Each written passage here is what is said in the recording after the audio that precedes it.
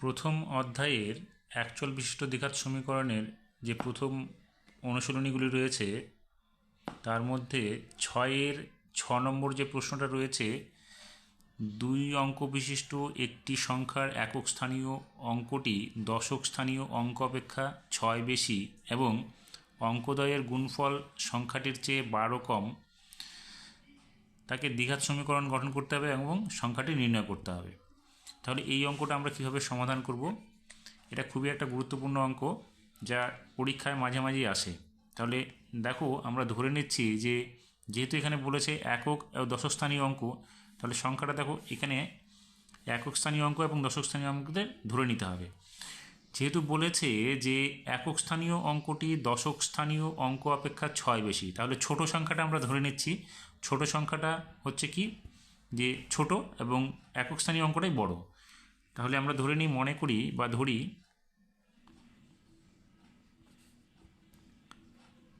দশক স্থানীয় অঙ্ক সমান জন্য এক্স। তাহলে একক স্থানীয় অঙ্কটি কত হবে? একক স্থানীয় অঙ্ক কত হবে? X plus 6।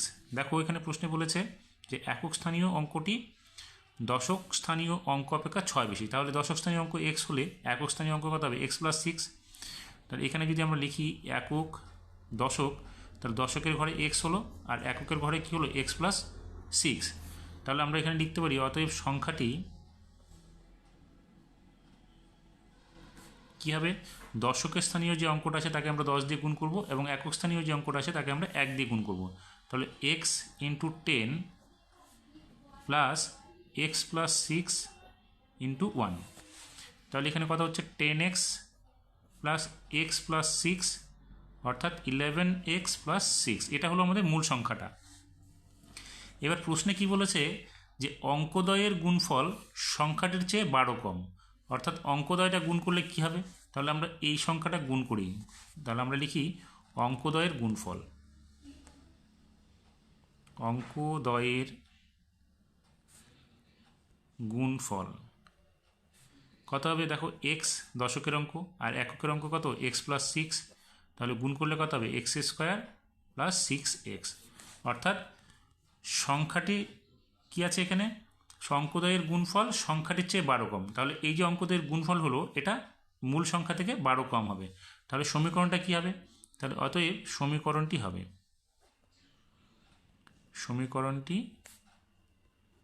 হবে কি হবে? আমরা এটার থেকে এটাকে যদি বিয়োগ করি তাহলে 12 পেয়ে যাব। তাহলে 11x plus 6 minus x square plus 6x সমান চিহ্ন 12। তাহলে বা লিখতে পারি আমরা এখানে কী হবে? 11x plus 6 minus x square minus হবে এটা মাইনাস 6x ইকুয়ালস টু 12। এবার আমরা কি লিখব? তাহলে দেখো মাইনাসটা আমরা আগে নিয়ে এলাম এক্স স্কোয়ারটা, তারপরে এখানে 11x থেকে 6x চলে গেলে এখানে হবে plus 5x plus 6 minus 12 equals to 0 হয়ে গেল। যেহেতু এটা দ্বিঘাত সমীকরণে প্রকাশ করতে হবে, তাহলে এখানে আমরা কী করবো? Minus x square plus 5x, এটা মাইনাস এটা প্লাস, তাহলে কী হলো? Minus 6 equals to 0। এবার আমরা কী করবো? মাইনাসটাকেই কমন নিয়ে নিচ্ছি। তাহলে কী হবে? এখানে এক্স স্কোয়ার মাইনাস 5x, এটা প্লাস 6 হয়ে যাবে ইকুয়ালস টু 0। তাহলে মাইনাসটা কী হবে? সরে যাবে। তাহলে আমরা লিখব x square minus 5x plus 6 equals to 0। এবার আমাদের কি করতে হবে? এটা দ্বিঘাত সমীকরণ হয়ে গেল প্রকাশ করা। এখন আমাদের এটা সমাধান করে এক্স এর মানটা বের করতে হবে। তাহলে আমরা এক্স এর মানটা কী করে বের করব?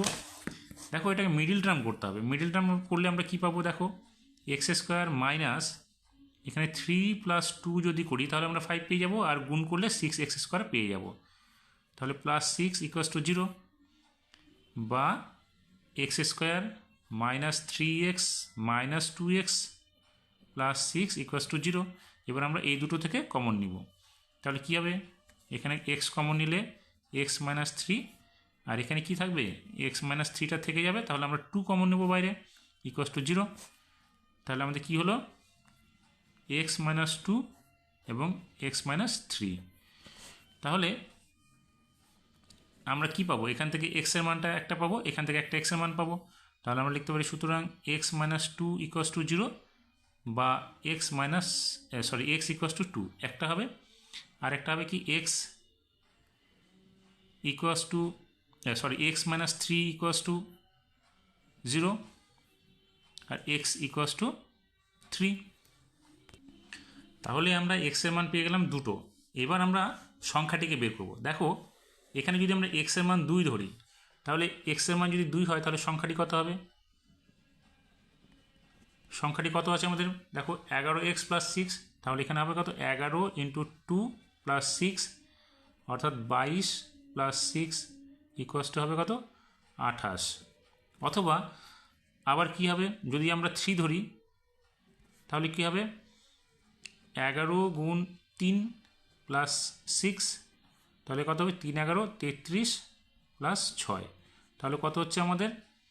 39 হচ্ছে।